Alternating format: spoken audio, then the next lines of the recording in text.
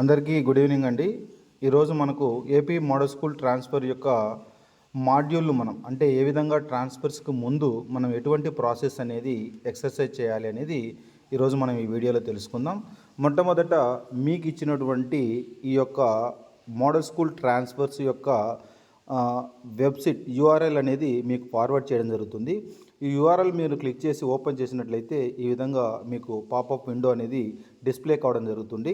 మొట్టమొదట ప్రతి ఒక్కరు కూడా ఫర్గట్ ఆర్ రీసెట్ పాస్వర్డ్ అనే ఆప్షన్ ఇక్కడ క్లిక్ చేసినట్లయితే ఈ యొక్క విండోలో మీరు మొదట మీ యొక్క స్కూల్ యొక్క యూడేస్ కోడ్, తర్వాత ప్రిన్సిపల్ గారి యొక్క మొబైల్ నెంబరు ఎంటర్ చేసి గెట్ ఓటీపీ అని క్లిక్ చేసినట్లయితే మనకు ఈ ఓటీపీ రావడం జరుగుతుంది. ఈ ఓటీపీ వచ్చిన తర్వాత మీరు ఓటీపీ వచ్చిన తర్వాత మీరు పాస్వర్డ్ రీసెట్ చేసుకోవాలి. వన్స్ రీసెట్ చేసుకున్న తర్వాత మళ్ళీ మీరు ఇక్కడ ఈ ట్రాన్స్ఫర్స్ అప్లికేషన్ను ఓపెన్ చేయాల్సి ఉంటుంది. సో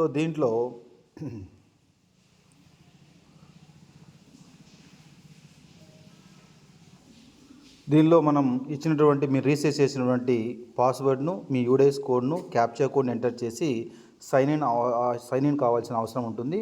సో వన్స్ మీరు సైన్ ఇన్ అయిన తర్వాత ఇక్కడ మనకు పైన టాప్లో మీ యొక్క స్కూల్ నేము, మీ యొక్క యూడేస్ కోడ్ డిస్ప్లే అవుతుంది. సో మొట్టమొదటిగా మీరందరూ కూడా ఇది మీ స్కూల్ నేమా కాదా, ఇది మీ యూడేస్ కోడా కాదా కరెక్ట్గా వెరిఫై చేసుకోవాలి. వెరిఫై చేసుకున్న తర్వాత ఇక్కడ స్కూల్ డీటెయిల్స్ మరియు ఎంప్లాయీ కన్ఫర్మేషన్ రిపోర్ట్ అనేది ఉంటుందండి.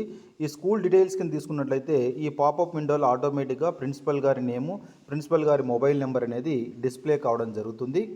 సో తర్వాత మీ యొక్క స్కూల్ మెయిల్ ఐడి, తర్వాత జోన్, అది erstwhile district, present district, mandal, village, street, pin కోడ్తో సహా మీరు ఇక్కడ ఎంటర్ చేయాలి.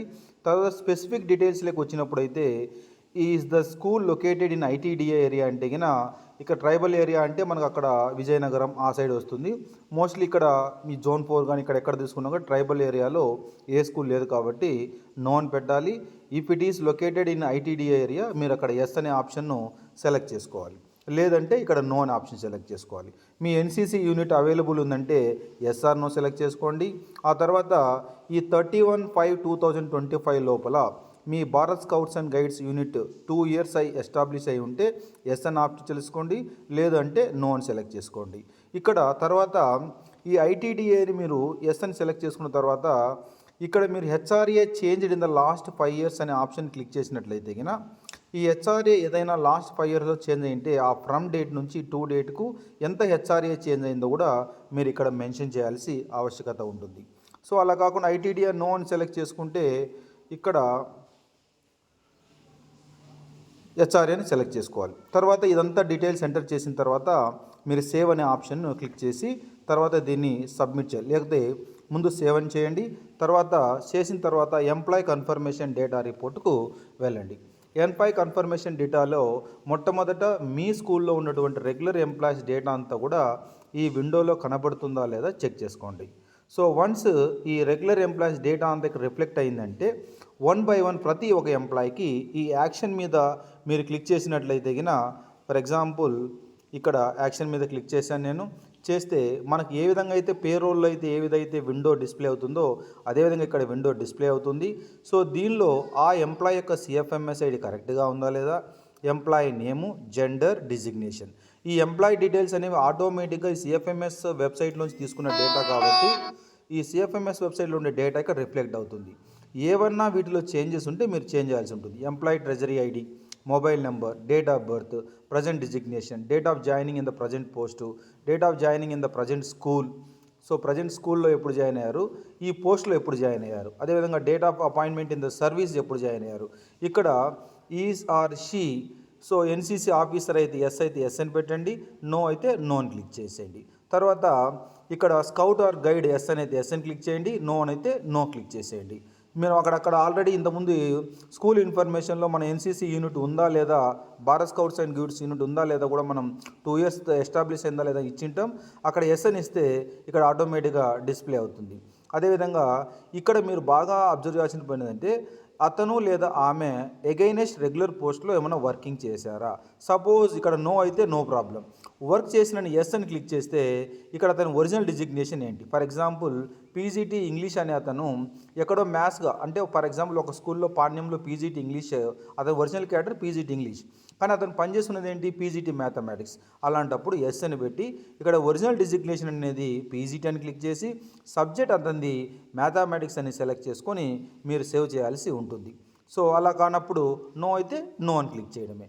సో తర్వాత అతను స్టడీ లీవ్లో ఏమన్నా ఉన్నాడా? యాజ్ ఆఫ్ 31/5/2025లో ఇప్పుడు ప్రజెంట్ ఏమన్నా స్టడీ లీవ్లో ఉన్నాడా?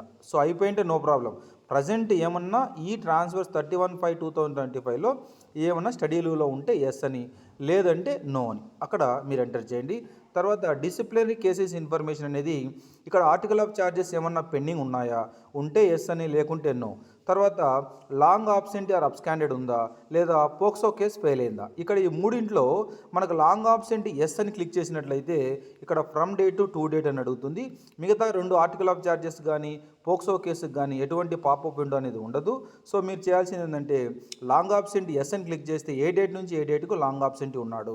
సో ఇక్కడ మీరు పోక్సో కేసు ఉందనుకోండి, ఎటువంటి పాపప్ విండో అనేది ఇక్కడ రావడం జరగదు. సో ఈ విధంగా అన్ని డీటెయిల్స్ అనేవి ప్రతి టీచర్ కూడా మీరు వెరిఫై చేసుకొని తర్వాత అన్నీ కూడా కరెక్ట్గా ఇన్ఫర్మేషన్ చేస్తే ఇక్కడ క్లిక్ చేసి మీరు ఇక్కడ సేవ్ చేసి తర్వాత వన్స్ అన్నీ సేవ్ చేసిన తర్వాత పక్కాగా మీరు కన్ఫర్మేషన్ అనుకుంటే వీటిని సబ్మిట్ చేయాల్సిన ఆవశ్యకత ఉంది. ఇక్కడ ఓన్లీ 2 టెంప్లెట్స్ మాత్రమే ఉంటాయి. ఫస్ట్ మొట్టమొదట మీరు ఏం చేయాలి? ఇక్కడ లాగిన్. సో ఇక్కడ మనకు ఓపెన్ అవుతున్న మనం లాగిన్ అవుతూనే మన స్కూల్ యొక్క నేమ్, యూడైస్ కోడ్ కరెక్ట్గా ఉందా లేదా ఫస్ట్ ప్రైమరీ చెకప్ చేసుకోవాలి. దాని కిందటువంటి school details, employee confirmation report అనే 2 ట్యాబ్స్ ఉంటాయి. మొదటి ట్యాబ్లో స్కూల్ డీటెయిల్స్ కింద మీ యొక్క ప్రిన్సిపల్ నేము, అదేవిధంగా మొబైల్ నెంబర్ అనేది ఆటోమేటిక్గా జనరేట్ అవుతుంది. తర్వాత మీకు స్కూల్ మెయిల్ ఐడి, అడ్రస్, తర్వాత స్పెసిఫిక్ డీటెయిల్స్ అని ఇక్కడ ఇచ్చి సేవ్ చేసి సబ్మిట్ చేయాల్సి ఉంటుంది. వన్స్ సబ్మిట్ చేసిన తర్వాత మళ్ళీ ఎడిట్ చేయడానికి అవకాశం ఉండదు. తర్వాత ప్రతి ఎంప్లాయీ డీటెయిల్స్ అనేవి 16 మంది ఉంటే మీ స్కూల్లో ఎంతమంది ఎంప్లాయీస్ ఉన్నారో అంతమంది ఎంప్లాయీస్ యొక్క యాక్షన్ క్లిక్ చేసి ఒక్కొక్కరిది యాక్షన్ మీద క్లిక్ చేసి వాళ్ళ డీటెయిల్స్ అన్నీ కూడా కరెక్ట్గా ఉన్నాయా లేదా చెక్ చేసి, కరెక్ట్గా లేకుంటే తప్పుగా ఉంటే వాటిని సరిచేసి వాటిని సేవ్ చేసి సబ్మిట్ చేయాలి. సో ఇది మనకు మొత్తం ట్రాన్స్ఫర్ ప్రాసెస్ అండి. చాలా సింపుల్ ప్రాసెస్. దీనిలో పెద్దగా వర్రీ కావాల్సిన పని ఏం లేదు. సింపుల్గా మీరు అందరూ కూడా ప్రతిదీ కూడా కేర్ఫుల్గా అబ్జర్వ్ చేస్తే ఈ డేటా అనేది సరిపోతుంది.